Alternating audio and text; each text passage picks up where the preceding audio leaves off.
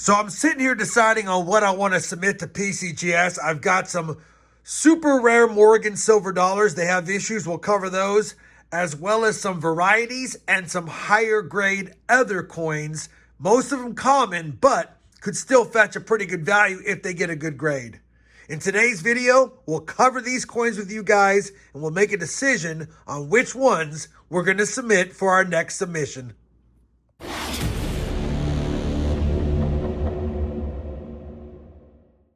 Hey everyone, it's Rob Finds Treasure and welcome back to the channel. I've been asked in the past to go ahead and give you guys kind of a preemptive video on what I might submit to PCGS.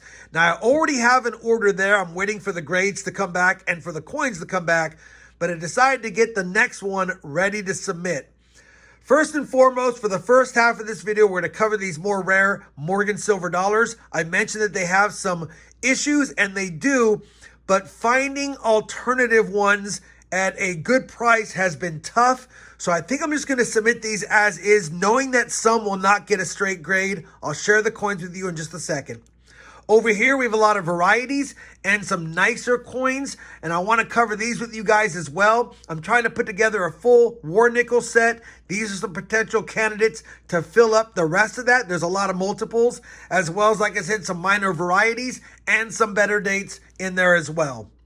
Let's kick it off with the Morgans. Let me get them set up, pull those aside, and we'll take a look at which ones I have available. All right, I've got the 7 Morgan silver dollars laid out here. A quick disclaimer, these are the last 7 that I need slabbed to have a fully graded and slabbed set from PCGS. Now that being said, I do have 3 or 4 Morgans in there that do not have grades, and most of these probably would not get a full grade. They would just get slabbed and be able to fill up my registry. We'll kick it off with the first one.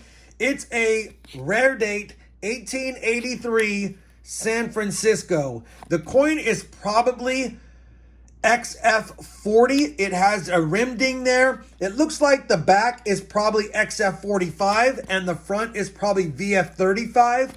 They might net it to a XF40, but based on its condition, it's only about a $100 coin. The problem is once you get into the AUs, you're around 500 bucks. And once you get into the mint states, they're over 1,000. So finding one that's raw or even in a slab is a pretty penny. I'm probably going to submit this one. I should get a full grade despite the ding. But yeah, anyway, that's the first one.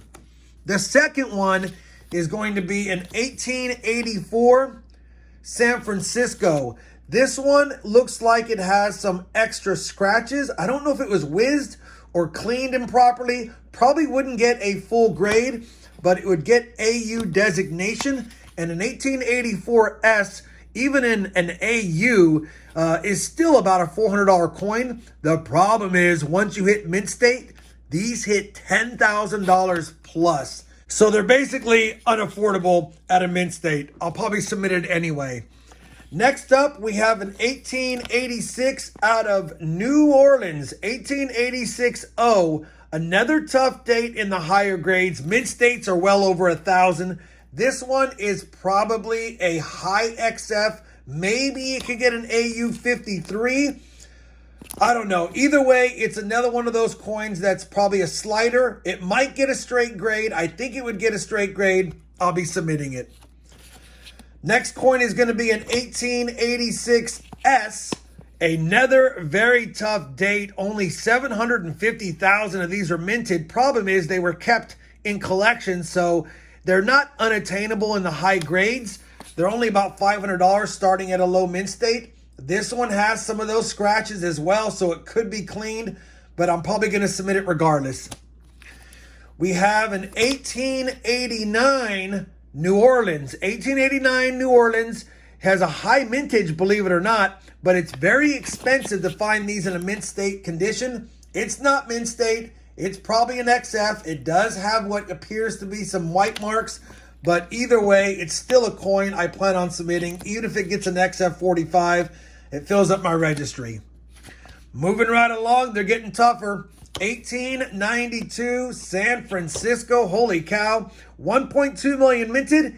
Even in an XF, this coin is over $500. Problem is, It has been cleaned, as you can see by the scratches, but I can't afford to get one. I got this one at a good deal. We'll submit it. We'll probably get XF or AU details cleaned, but at least it'll be slabbed.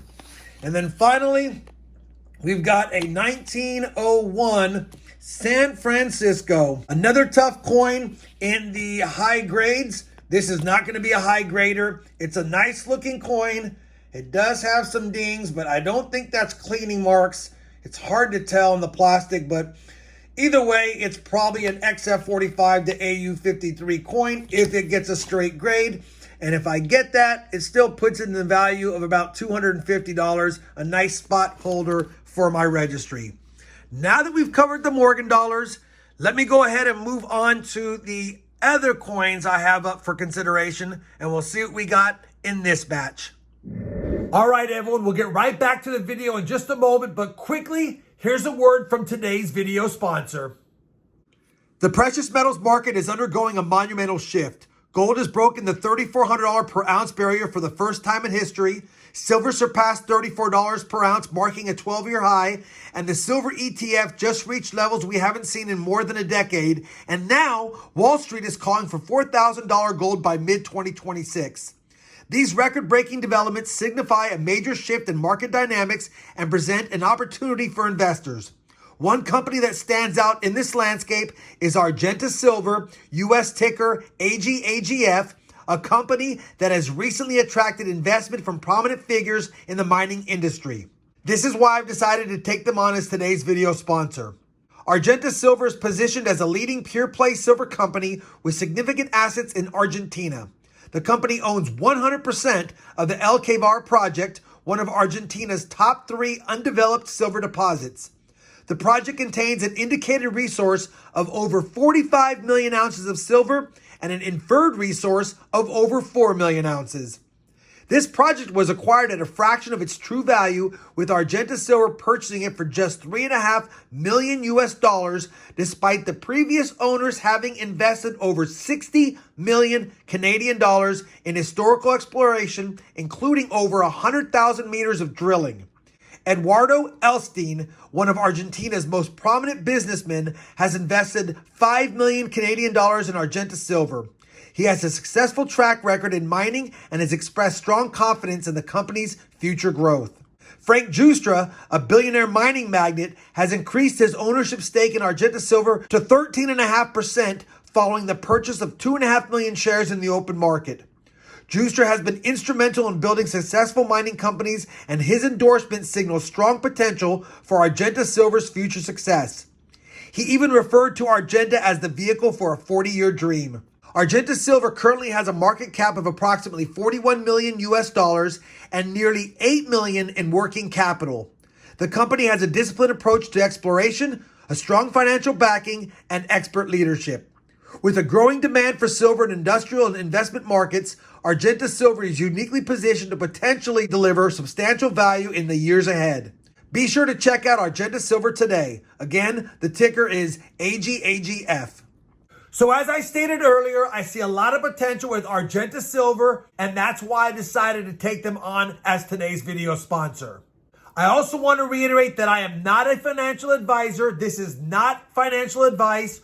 Always consult with a professional licensed financial advisor before making any investment decisions. Also keep in mind that unlike physical metals such as gold and silver, mining stocks can be highly volatile and you could potentially lose your entire investment. There is a disclaimer link down below in the video description along with more information about Argenta Silver. Now, let's get back to the video. All right, I've got the next batch of goodies laid out. There's a lot to cover here. After looking at them really quickly, some of these I will not be submitting. First and foremost, we have a 1971 Denver Ike Dollar FS 901 Friendly Eagle. There's no mean eyebrow above the eagle. It was over-polished dies that did that. After looking at it with my heavy lighting, I see some scratches on his face. I still think it might get an MS, but even an MS63 one is really only a $50 to $75 coin. Anyway, it's one that I might consider, but probably not. We also have a 1979P wide rim near date SBA. I actually have one at PCGS right now, and depending on the grade I get on that one, this one is slightly better maybe. I might submit it, but I think I'm going to hold off on it until I get the grade back on the other one.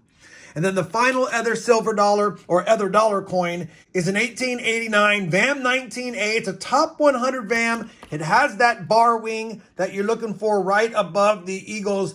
Well, his right wing, our left wing. And it is a top 100, but it's probably only AU, not MS. Still something for consideration. Moving on to the half dollar, we only have one. And it's a tough call. This is almost a cameo 1962 Ben Franklin half dollar. It is so close to being cameo. That's not scratches on the coin, that's on the case. And yeah, it's really close. After looking at it under these lights, I don't know if it gets cameo at all. It's not deep cameo for sure. It's just a close call. Might not submit it. It's just one I had for consideration. Next up, we have a couple of quarters. I'm trying to put together a Type B reverse Washington silver quarter set. This is a 1962 regular strike with a proof reverse die used by mistake, FS 901. Probably only an MS 63. Not worth the submission cost, but it's been tough finding the 56, the 58, and the 62. And I finally got one. Thinking about submitting it, not quite sure. Next up, for the quarters is actually a clad 1965. It's not an SMS. It's actually just a regular business strike, and it looks fantastic. Best looking clad quarter I've ever seen. And yeah, definitely want to consider submitting this one. It's not going to get a high value, but if it gets a high grade, that would be awesome. It does have a couple of imperfections in the field. Probably keeps from getting a gem. So if it got a 64, it's completely not worth it. 65 would break even. We would need a 66. And after looking at it under the light, man, it's a close call, but it is a beauty. Next up is a bunch of war nickels. I'm trying to put together a registry set of MS65 US wartime nickels. I already have quite a few, some with full steps. These are ones that either I'm missing or could be an upgrader. This one has a discoloration, but man, I don't even have a graded 1942P, and it is a beauty with full steps, I believe. Next up is a 1942 Stunner. This one out of San Francisco. I don't have one of these graded either. Could potentially get an MS65, up for consideration. We also have a 1943 Denver. I don't even have a graded 43 Denver. This is one for consideration. This should be another one for consideration. And I believe I even have a few more. This is another 1943 Denver for consideration. And a little bit of discoloration. This is a 43S. Okay, this is a 43S, and I believe it has full steps on it as well. And then the last couple are from 1944. That's a really nice 1944 Philly, not full steps, and a 1944 Philly as well. And I believe this one might have full steps. A lot of these have a little discoloration because I pulled them out of a capital holder. So they have some discoloration. I don't want to mess with them. Hopefully they all get straight grades. Hopefully I get some gems in here. And hopefully I get a few full steps to boot. And finally, we're going to finish off with the US large cents and small cents that I have available. First up is the 1851 over 81 over date. Tough to see on a worn coin, but it's definitely that coin. Might consider submitting it because it's kind of rare.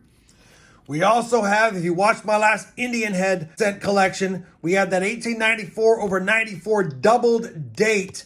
Unfortunately, the coin has probably been cleaned, but it is one for consideration because of how rare it is. Might be cool just to slab it. So that's a few that I'm not sure I'm going to submit, but the rest of these I am certain that I'm going to submit. First up is a beautiful gemmy 1861 copper nickel small cent. I think this gets a high grade. It almost looks proof-like. Look at that. Almost looks proof-like. And that is an absolute beauty of a coin. I think it gets MS no matter what. And if it happens to be a proof strike that I've missed, I'll take that as well. But that's definitely a submitter all day. Moving right along, we've got a beautiful 1909S, not the VDB. It does have a little bit of corrosion on the back, which is why I haven't submitted it yet. But man, I got to do something with it. It is the S over horizontal S mint mark 1502. I have gotten one of these graded before, but it only had good details. This one looks like AU to MS details if it doesn't get a straight grade. And if they can avoid that corrosion and give it a straight grade, it would be a monster coin to submit. That's why it's up for submission. We've got two 1956 D over mint marks, or RPMs. Take a look at that. Absolutely beautiful. Both coins are probably MS 65 or 66 red, and they're the exact same. Got them in the same roll. And yeah, got to submit them both. And then finally, a 1949S. This is the DDO. I'll put it under the scope for you guys. See if I can show it under the scope.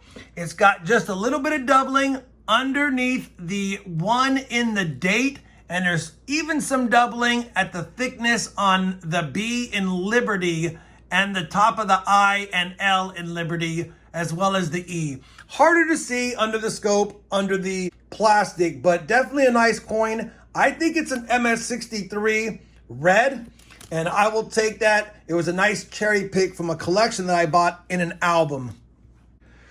Well, there you go. We've covered all the coins. I think I'm not submitting these ones right there, and I probably will not submit these two as well and keep the submission to just these coins that you see featured here. That would give me 7 Morgans, 8, 9, 10, 11, 12, 13, 14, 15, 16, 17, 20. That's actually perfect. I don't like to submit anything more than 20. Otherwise, it would almost be a bulk submission. So yeah, I believe these 20 coins will be on my next PCGS submission. I'm not going to send them out until I get confirmation that my grades are ready for the other order. Once I have that, I'll go ahead and bundle these up and package them up and send them out. And you guys will see these featured in another PCGS unboxing video. Well, that's going to wrap it up for today's video, guys. Hopefully you enjoyed this preemptive show of my next PCGS submission. If you guys did, you know I certainly would appreciate that thumbs up. And as always, everyone, happy hunting, happy submitting, and thanks for watching.